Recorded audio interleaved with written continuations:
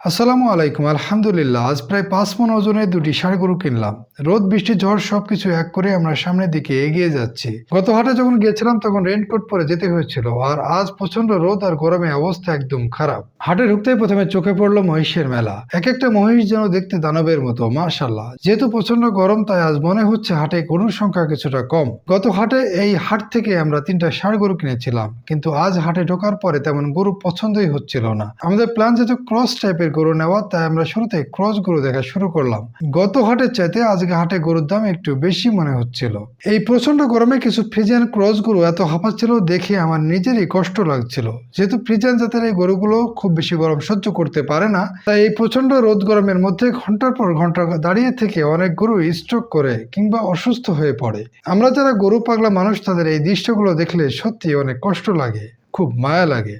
এই প্রচন্ড গরমের মধ্যে হঠাৎ আকাশ কালো করে বাতাস শুরু হলো। কিছুক্ষণের মধ্যে ভারী বর্ষণও শুরু হলো। আলহামদুলিল্লাহ, বৃষ্টির মধ্যে হাটে যদিও হাঁটাহাঁটি করা অবশ্যই অনেক কষ্টের, তবে গরুগুলোর কথা চিন্তা করে মনটা ভালো লাগছিল। অন্তত এই অবলা প্রাণীগুলো এই মারাত্মক গরম থেকে রেহাই পেল। যেহেতু বৃষ্টির টাইমে কেউ চলাফেরা করতে পারে না, তাই এই সময় কেনাবেচা বন্ধই থাকে। সবাই নিজের মতো জায়গায় দাঁড়িয়ে আছে। আমরাও একটি ত্রিপলের নিচে আশ্রয় নিয়েছি। বৃষ্টি শেষ হলে আবারও শুরু হলো আমাদের গরু দেখার মিশন।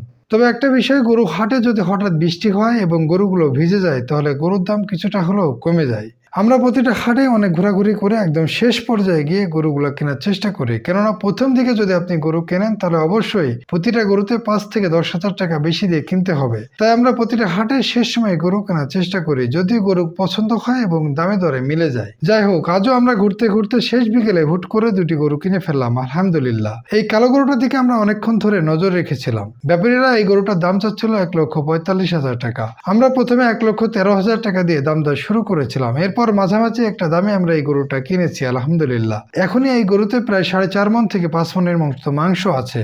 এই ধরনের গরু যদি আপনি এই বর্ষার সিজন শেষ করে কিনতে চান, তাহলে মিনিমাম ১,৫০,০০০ টাকা দিয়ে কিনতে হবে। আমরা যেহেতু শর্ট টার্ম প্রজেক্ট করছি, তাই আমরা মাংসের তাকে গরু কেনার চেষ্টা করছি, যাতে করে এই গরুগুলো যদি আমরা ১-২ দিন পরেও বিক্রি করি, তাহলেও যেন আমাদের লস না হয়। এই গরুটা কেনা শেষ করে আমরা আরো গরু দেখা শুরু করলাম। আমরা অন্তত ২টা গরু কিনতে চাচ্ছিলাম। গরু দেখতে দেখতে আমাদের আরো ২টা গরু পছন্দ হলো, কিন্তু দামে দরে কোনোভাবেই মিলছিল না। বারবার ঘোরাঘুরি করে একদম শেষ সময় এসে আমরা দ্বিতীয় গরুটা কিনলাম, আলহামদুলিল্লাহ। এই গরুটার দাম ব্যাপারীরা চেয়েছিল ১,৪০,০০০ টাকা। তবে আমরা এই গরুটা কত টাকা দিয়ে কিনেছি সেটা বলছি না, কারণ ষাঁড় গরুর দাম ভিডিওতে বলা ঠিক হবে না। তবে আজকে আমরা ২টা গরুই বেশ পর্দায় কিনতে পেরেছি, আলহামদুলিল্লাহ। গরু কেনা শেষ করে আমরা গরু ২টা গাড়িতে উঠিয়ে দিয়ে বাসার দিকে রওনা হলাম, কিন্তু একদম শেষ সময় এসে আমাদের মনটা খারাপ হয়ে গেল।